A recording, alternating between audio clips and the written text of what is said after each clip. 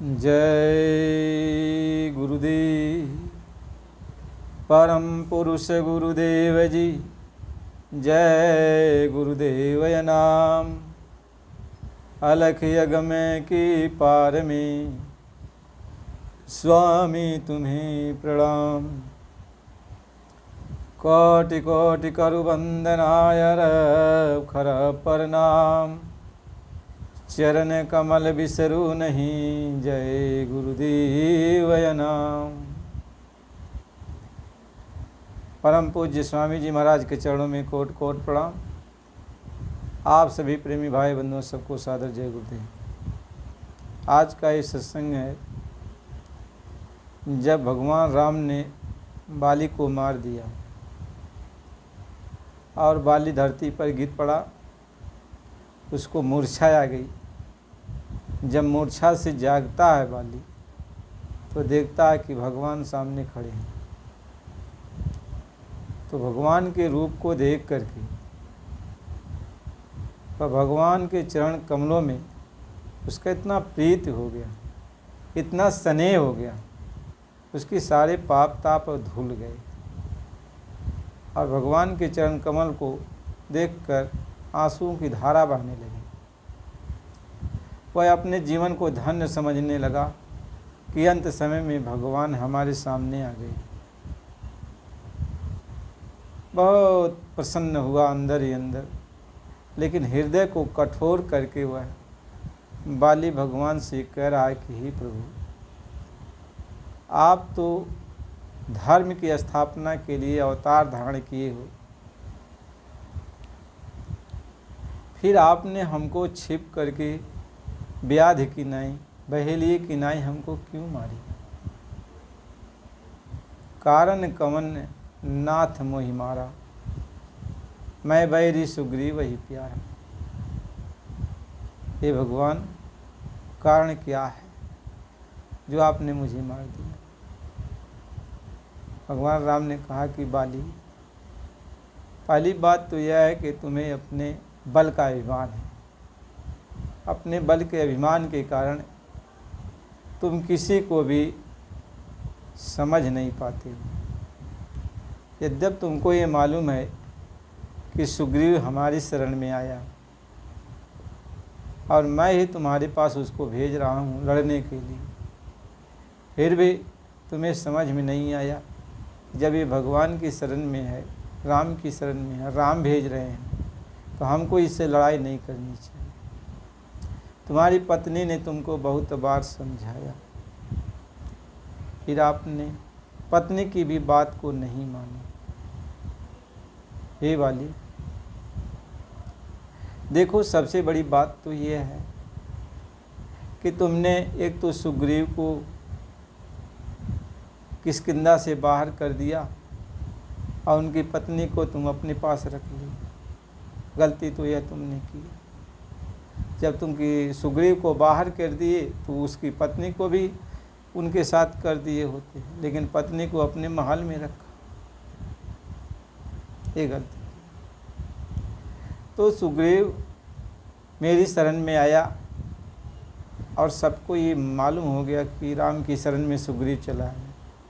तुम्हें ये मालूम हो गया, फिर भी सुग्रीव को जान से मारने के लिए तुमने उससे लड़ाई की। तो इसलिए मैंने तुमको छिप कर मारा, इसलिए कि ताकि तुमको वरदान है कि वरदान ब्रह्मा जी का कि आधा बल मिल जाएगा जो तुझको सामने से मारेगा। तो हमको उनके वरदान की भी लज्जा रखनी थी, इसलिए हम पेड़ की ओट से जो है, ताड़ की ओट से तुमको मारे हैं, ताकि उनके वरदान की लाज भी रह जाए और तुम्हारा वध भी हो जाए। तो कहा, हे प्रभु, मैं बहुत बड़ा नीच, मैं अपना इतना बल हमारे पास रहा, वरदान भी ब्रह्मा जी का मिला, मैं चाहता तो धर्म के रास्ते पर चलता, लेकिन मैं अधर्म को पकड़ लिया। हे प्रभु, अब मैं आपकी शरण में हूँ, अब मेरा उद्धार कीजिए। जब बाली एकदम बेहबल हो गया, व्याकुल हो गया, अपने पापों कर्मों को देखकर पश्चाताप करने लगा तो भगवान ने बाली से कहा, हे बाली, तुम धीरज रखो,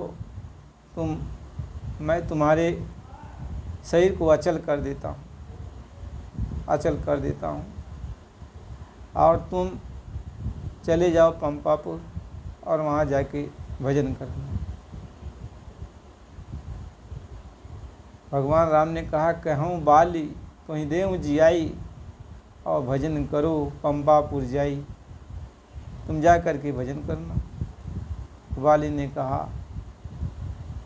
कि मुनि लोग, जोगी जति लोग बहुत तपस्या करते हैं, लेकिन जब अंत समय आता है तो भगवान का नाम नहीं आता। करोड़ों जतन उनका करना फेल हो जाता है। कहीं कोटि जतन मुनि करहीं, लेकिन अंत राम मुख आवत नहीं। अंत में राम का नाम मुख में नहीं आता। और आज आप मेरे सामने खड़े हो तो ऐसा शुभ चीज़ देख करके, ऐसा मंगल समय देखकर जो मेरे सामने है, इस मंगल समय को मैं कैसे ठुकरा दूँ? हे प्रभु, अब मुझे किसी चीज़ का मोह माया नहीं। अब आप मेरे ऊपर कृपा करो, दया करो। मेरा पुत्र ये अंगद है, मैं इसको आपकी शरण में देता हूँ, मेरे समान बलवान है, आप इसके ऊपर कृपा करो, दया करो। यह कहकर बाली ने अपने प्राण को त्याग दिया। भगवान ने उसको अपने धाम भेज दिया।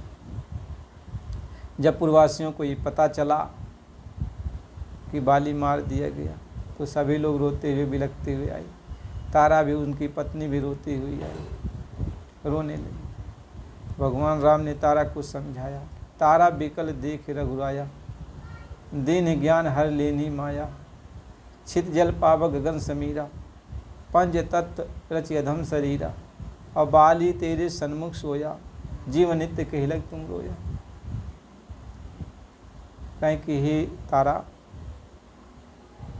ये तो सारा संसार त्रिगुणात्मक माया का बना हुआ है। ये पांच तत्व की रचना से सबके शरीर का निर्माण होता है। इसमें आत्मा कुछ समय के लिए वास करती है, फिर चली जाती है। आत्मा अजर है, हमारा विनाशी है।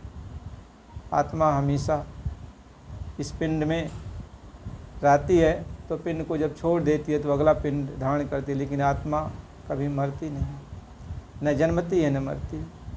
ये तो जन्मना मरना तो इस शरीर का होता है। इसलिए हे तारा, चिंता को छोड़ दो। तारा के अंदर ज्ञान प्राप्त हो जाता है और तारा प्रभु की से अपनी यानी भगवान की भक्ति मांगती है कि मालिक मुझे अपनी भक्ति दो। भगवान ने उसको भक्ति दिया। इसके बाद लक्ष्मण को बुलाएं कि कहें कि हनुमान जी के साथ जाओ और सुग्रीव को मतलब कि कहो कि ये अपने जो है भाई का अंतिम संस्कार करके रीति रिवाज से फिर सुग्रीव को राजगद्दी पे बैठाओ। लक्ष्मण ने ऐसा ही किया और भगवान ने जो है